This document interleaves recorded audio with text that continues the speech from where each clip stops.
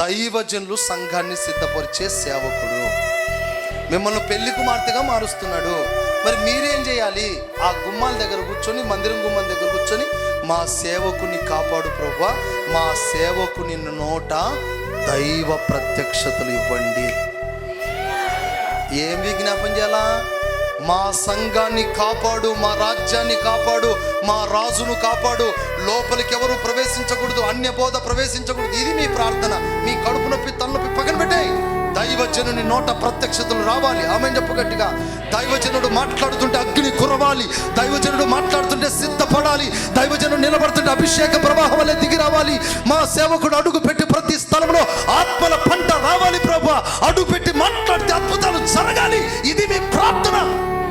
ఇది పొందుకో. ఈ గుమ్మంలో కూర్చొని ఏడితే ఆ గుమ్మంలో మీకు పరలోకంలో ఛాన్స్ ఇస్తాడు. చప్పట్లు కొట్టండి అందరూ. హల్లెలూయా.